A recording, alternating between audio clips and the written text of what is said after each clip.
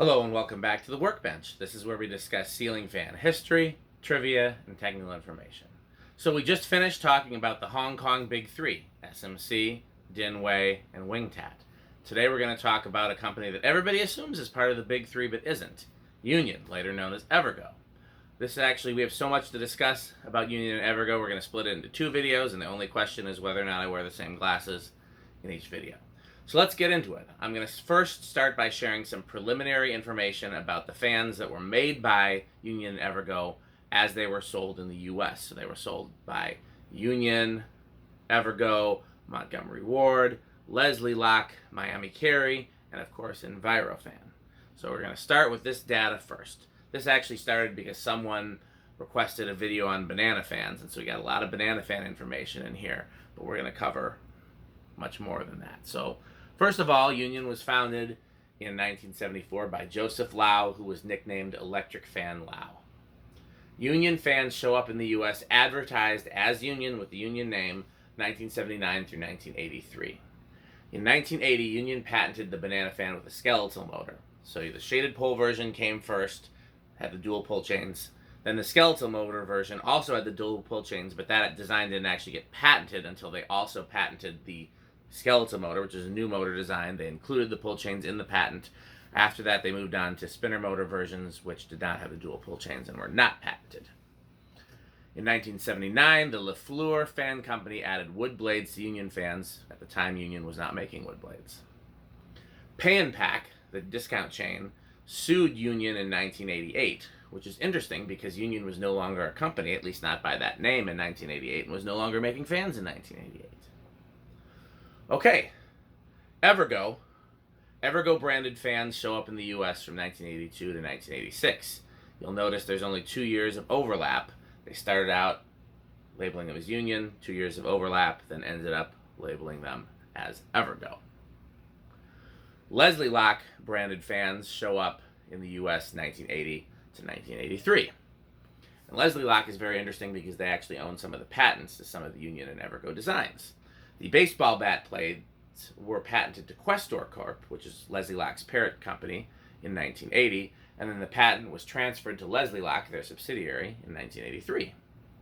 Union and Evergo fans were sold under the Miami Carrey name from 1981 to 1984, and were advertised under the Envirofan name from 1978 until they switched OEMs. I say advertised because we know that Envirofan was importing Union fans earlier than that, but they don't show up in advertisements until 78.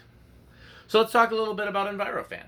They were actually founded as Banvil by Al Bondman in 1974. In 1976, they started their U.S. distribution as Envirofan, so that's the Envirofan name was always the U.S. name.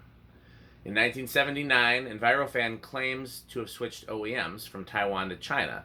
That doesn't make any sense to me because we know they were making fans in Hong Kong initially, and fans weren't being made in mainland China until 1985. But someone at Envirofan told me that, so I feel obligated to include it. We know they actually switched OEMs in 1983 from Union and Evergo in Hong Kong to Taiwan. We don't know who in Taiwan, but I have a theory that it's Firebird or Fanbird. It's just a theory. That's 1983. In 1986, they switch OEMs again from Taiwan to mainland China, because remember, fan manufacturing opened up in mainland China in 1985, and we're pretty certain that their OEM in mainland China is the Xinhu Electric Motor Factory, which has a subsidiary called PowerMax that people are familiar with. That's what I heard from someone else in the fan industry. Now, that's a little bit contradictory because in previous videos I've talked about PowerMax being a subsidiary of Chen Luan. So do with that information what you will. That's why I'm saying it's not confirmed. It's just what I've been told. But in any case, they switched OEMs to mainland China in 1986. And then in 1995, Envirofan separated from Banvil, and they became two separate companies. They were always Banvil Canada distribution, Envirofan US distribution, but they officially split into two companies in 1995. By the way, I want to make note that one of my contacts at Envirofan recently passed away, Janet Dahl. She was very helpful to me, both in terms of this type of information as well as buying and selling Envirofans, and consulting and using them in different commercial projects and whatnot like that. She was a wonderful person, and she will be missed. Okay, so speaking of Envirofan, let's move forward specifically to the Bananafan. And I say, speaking of Envirofan, because from 1981 to 1983, the Bananafan was sold at Menards, and it was sold under the Envirofan name as the Imperial model. And that's very interesting because Envirofan has no record of selling to Menards. They have no record of selling any wood-bladed fans whatsoever. They have no record of any of that. But Menards claims to have the Imperial by Envirofan from 1981 to 1983. So that's another very interesting piece of trivia. The Bananafan shows up as the Leslie-Locke models from 1981 to 1982.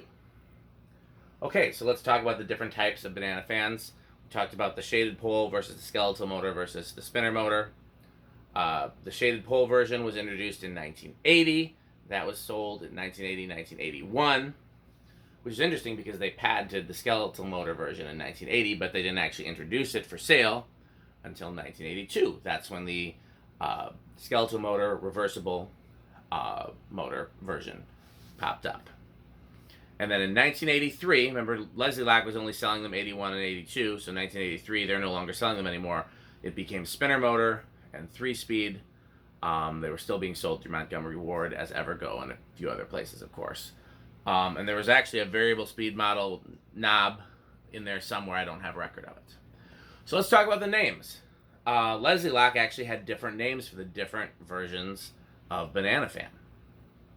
The Sorrento, which was the DF 522, was the brown, all brown. The Santiago, the DF 523, was all white. The Saratoga was DF 526, and that was used for both black and brass and chrome with wood blades. I've never seen chrome with wood blades, but there are advertisements for the Saratoga with that model number as chrome and wood blades. Then they had the St. Moritz limited edition, which was the DF 520, which was chrome and plexiglass. Now, while we're on this, we're going to talk about some other Leslie-Locke models because, again, all of their fans had names. So if you know the 48-inch spinner with the baseball bat blades, the Scottsdale was the 48-inch brown, the Sierra was the 48-inch white, and the Summerset was the 48-inch brass. Then for their industrial all-metal fans, they had the Sebring 36-inch white, Santa Fe 36-inch brown, and the Sacramento. Oh, I'm sorry. No.